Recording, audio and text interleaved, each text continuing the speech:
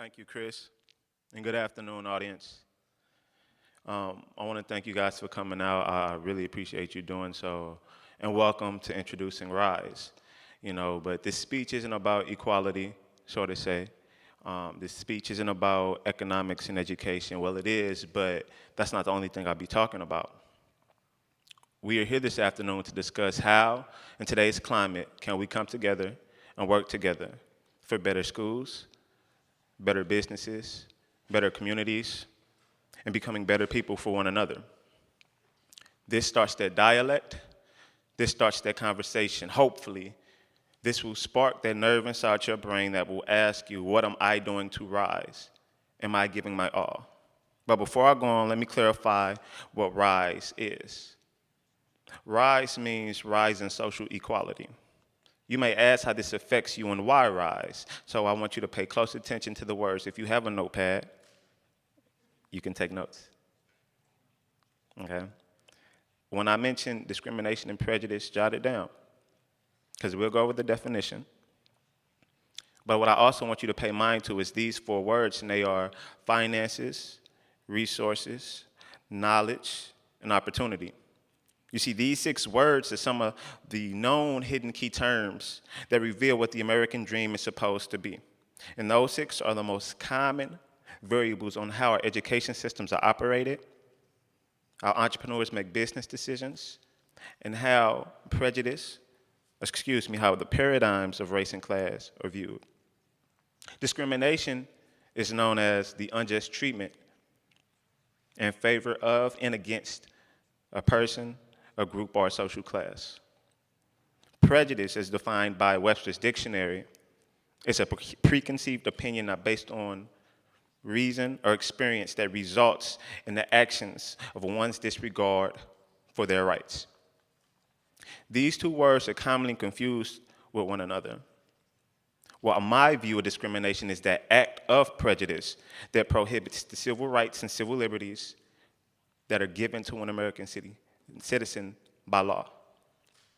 We are all prejudiced to some form of fashion, without a doubt. You can't deny it. I'm going to give you a basic but complex example. At the early age of 14, even younger, children who decide not to keep up with those latest trends like shoes or cell phones or accessories, the hat that you wear, they are common victims of discrimination within their own race and class.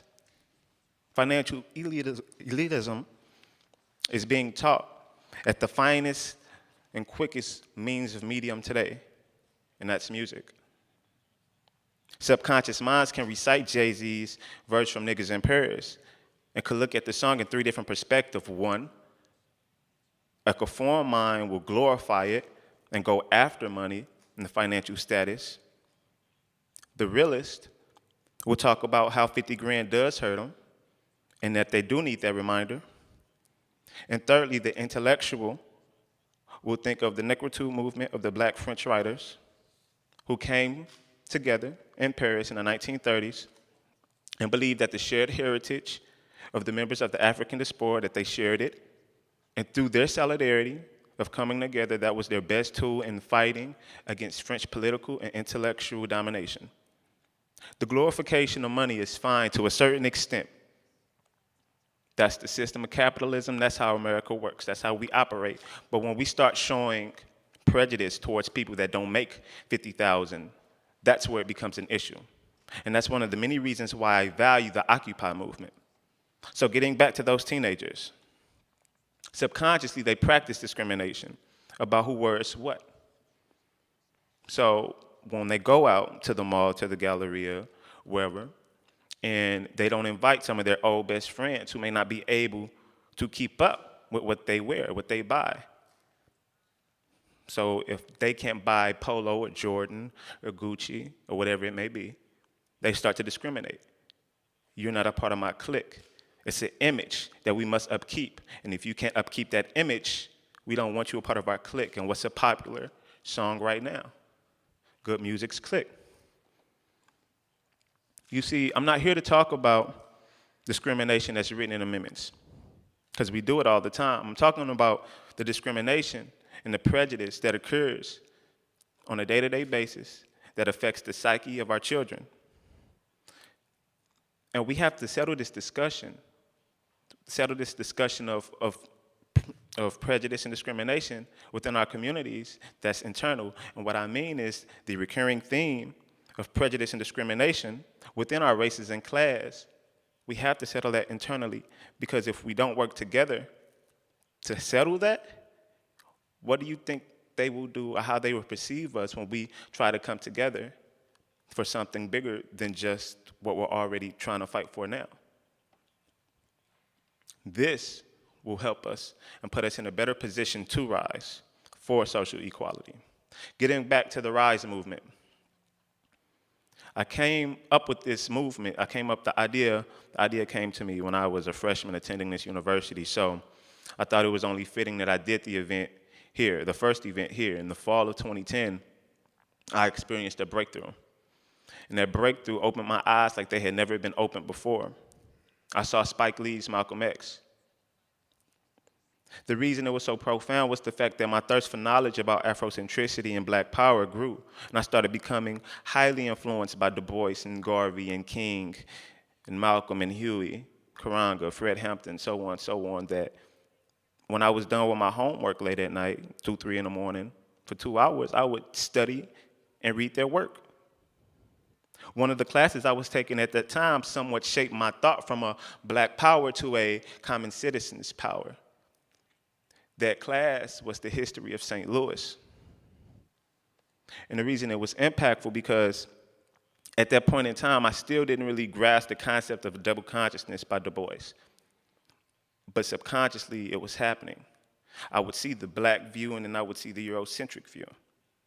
And what was interesting, like the common question that would come up when you see those two different paradigms is the Afrocentric, and why is there train tracks of the car trains still rolling through our neighborhoods versus the whites? Do you see it in South City?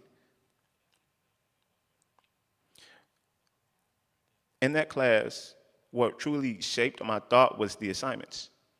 We had read Jonathan Kozol's Savage Inequalities about poor schools, and how those schools gave their students poor opportunities and resources to succeed. And this just wasn't in Black communities, these were in Hispanic communities. Months later, I saw Waiting for Superman, featuring Jeffrey Canada's Harlem's Children's Zone and the other charter schools throughout the country, which also highlighted the fact that the white middle America, who they think children are doing well, are learning, or being able to critically think, that's not always true. So I started picking up on this education reform. And I looked at the economy in the poor communities and the impoverished communities. And what do you see? You see ran down schools, you see liquor stores, you see tattoo parlors, you see clubs, you see bars. And I can easily think of intersections just like that in the city. North Grand Boulevard in St. Louis is the perfect example. I remember coming home one weekend. It was the first weekend that I'd been back from school. I been away for about 10 weeks. And I noticed crime went up. I noticed that drugs that were being sold became more prevalent. And the ladies of the night were job hunting during the day, and I'm not talking a 9 to 5. And you see, I didn't understand it. I didn't get it. I didn't know if it was me going away and it happened and it was increasing, or when I was in the environment, did I just not care or be aware? You see, that was what weird about it.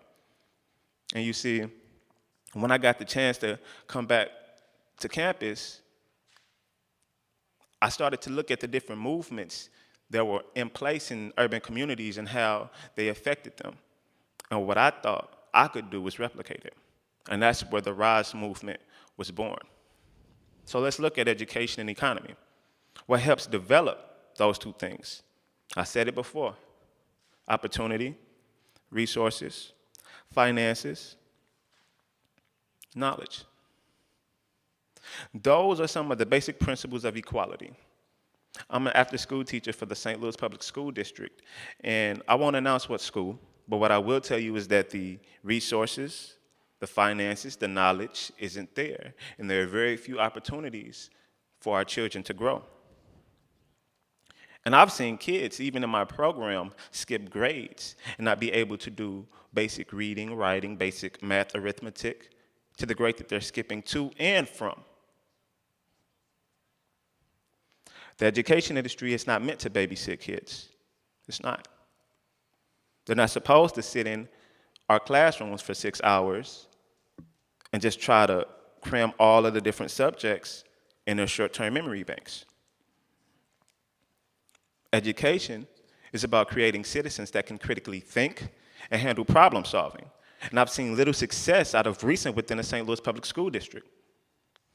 I'm not here to talk about what the district has and has not done, but what I'm here to tell you is that we need to be enlightened and make people aware about the things that should be addressed. For example, one of my second grade students came to me during homework time, and she told me that she needed help with her vocabulary homework, so I helped her.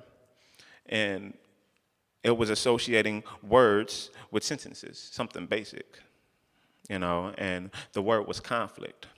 So I was like, do you know what conflict is? He didn't know. And so I was like, all right, I'll go get a dictionary. What's a dictionary, Mr. J?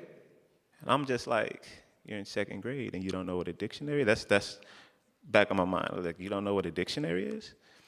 All right, so I went to the office, got a dictionary, pulled it out, showed her how to use it, and after 20 minutes of trying to get her to understand the concept of the dictionary and using it and applying that word conflict with the sentence, she still didn't get it. And at that point, homework time was up. Those are the examples that I'm talking about. And what's funny is, after I helped her with her homework, or that one word, I went and talked to a teacher. I had a little bit of time. I went and talked to a teacher. And I asked her what's up with the dictionary, and she told me the superintendent believes that that's not a good resource anymore, that it's outdated, which is surprising.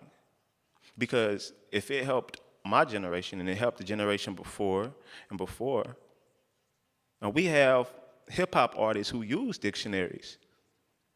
They are really the ghetto preachers. And you mean to tell me that dictionaries aren't relevant to our education system right now? That's what I mean. But since I'm an after-school teacher, I'm going to talk about after-school programs. The After School Alliance says that there are 7 specific needs for children to succeed and grow. They are physical activity, self-definition, creative expression, competence and achievement, positive social interaction with peers and adults, clear limits, and meaningful participation. They said that in their June 2010 issue of MetLife After School Alert, and those 7 needs could be applied to any age and should be used during a regular school day.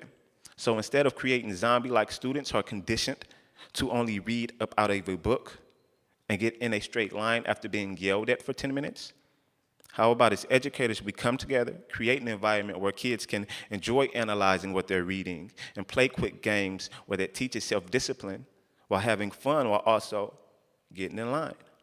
Educators, including myself, must continue to learn from our students and ask them what do they expect of us. So then, in return, we can challenge them to become brighter and more intellectual than where they were at the beginning of the year. There's also a parallel. And this parallel is the engagement by parents and the teachers, and this parent-teacher collaboration that should be emphasized as it fosters communication and awareness and about how the child is doing and community entitlement. I believe it should be mandatory that every parent, or at least one of the parents from each household or family, should attend at least one PTO meeting or a workshop a month that helps increase their knowledge about what they need to do as parents to continue to be with their children and help them succeed in and outside of the classroom through their youth development. Let's take a look at the economy, because schools are in the economy, right? Let's look at the landscape, the urban landscape of St. Louis. What has the economy affected? What is happening and what has happened?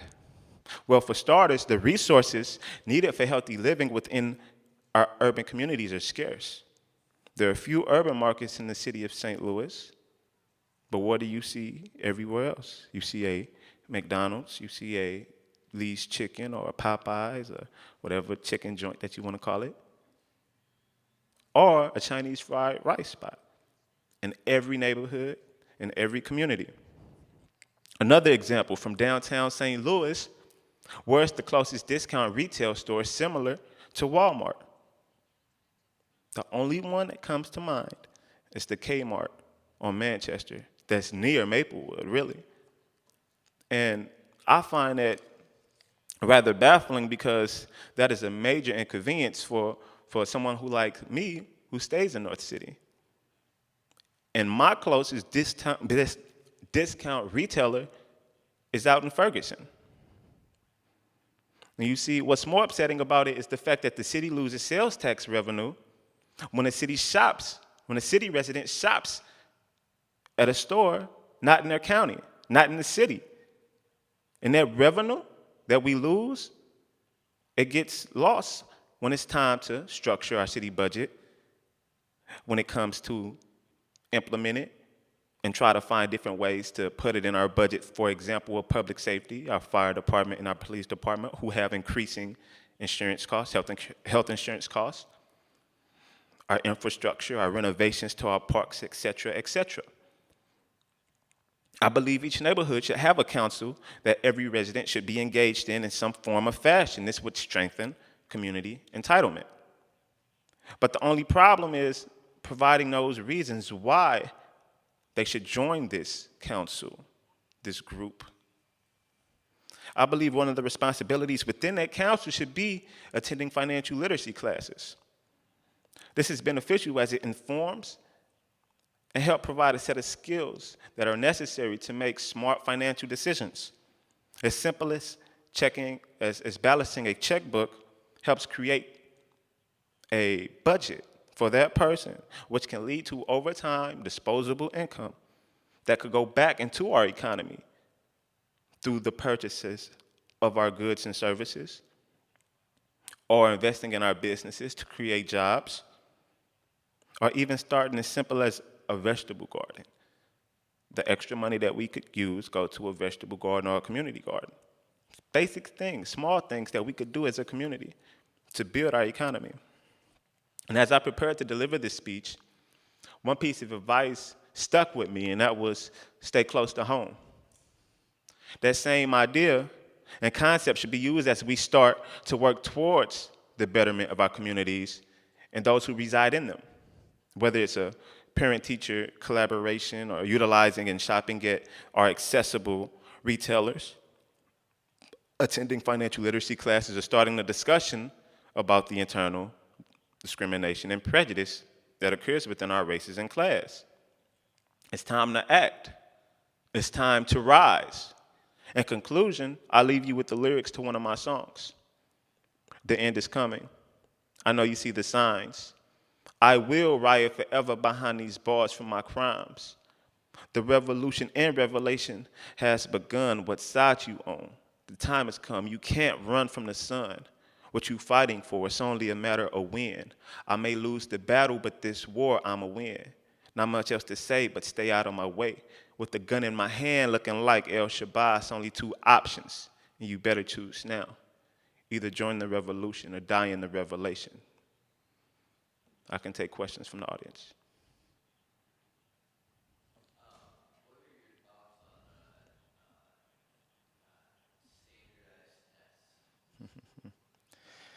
on standardized tests? Standardized tests are interesting. I don't think they do an accurate job of showing the kids skill set. It's known to be prejudiced towards minorities. And I simply don't think universities do a good job of picking out the best students through their standardized test scores. For example, as a freshman, I struggled. I didn't really want to go to school. My closest friends know that, and there's plenty of other African American young brothers who don't care. And that freshman year, they just don't care. So when they actually decide that it might be serious, and Charles, I need you to step out for a second. Um, when as they get as say if this happens, a brother pulls them to the side and say, "Yo, you need to get your act together. You need to get your grades together. You need to get focused on school." At that point, you know, I've heard studies where that associates their GPA and what they learn to standardized test scores, and if we go by that study, I mean that hurts our chances of getting into those so-called elite Ivy League schools. So I don't care for standardized test scores. So there's an obvious divide between the African American community and, well, the white community. True. And this is even more apparent in St. Louis. And, there's sort of in our generation, there's kind of a feeling of that racism isn't as prevalent, as there was with the obvious racism of, the civil rights movement and everything like that, that really hasn't been fixed. How do you think you can bridge this divide in St. Louis specifically? Good question. Good question. Um, it's really complicated. It's go ahead. Well, you have influence from the media, Right. but you also have like city ordinances and like taxing in different areas that Right. contribute to it. But I don't know, it just seems like a more complicated beast than even that. Um, a lot of movements occur are now underground, whether it's Occupy movement or the number of minority organizations that push an agenda to help support their community. Even the KKK is more underground organization now, and so it gets difficult to easily spot someone that may be a part of an organization like that. And as a community, I think it starts with college students. And I didn't add this to my speech, but I should have, and I wanted to, which is I'm a big believer in Karanga and Hare and their thoughts on that college students are the ones that need to be back in the communities while they're in college, giving back to their community. And they're the ones who will truly affect what goes on. So um, as the generations go down, I mean, racism is still there. Um, but the best ways that we can settle it um, is to work together for those that aren't racist, prejudice, based off the color of one's skin, um, and show that we can work together towards a common goal, and that's building our city. And that should be important over any prejudice or discrimination. So I mean, it's a complicated thing where within the communities we do need to discuss it and not sidestep it.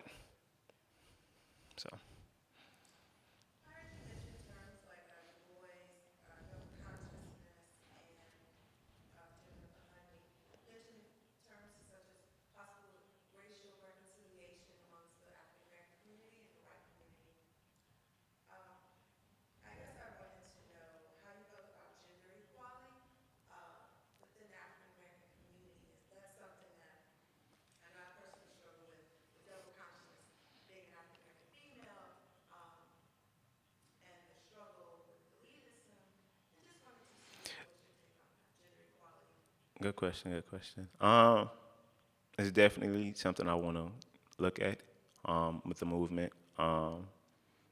Gender equality overall is something that should be talked about, especially within the Black community, for the simple fact that I think oftentimes enough our leaders don't show how strong our women are, and the fact that women are or do get paid less than a Black man, and even though women are more of those that are working. So if I'm answering your question, Um, the question was what my thoughts on gender equality, correct? It's something that as a community we should look at, where where and I don't think it's more so the community. I think it's more so the black males within our communities should be like, why do we show so much animosity about having, I should say, about our women doing X, Y, Z, which could be small things, whether it's going out and making more money than us and putting more bacon on that table. I mean, the household is supposed to be a foundation for the family, and the basic needs of the household, if they're met, it shouldn't be any discussion about why are you doing this more than I am, the inequalities that one views because of it. So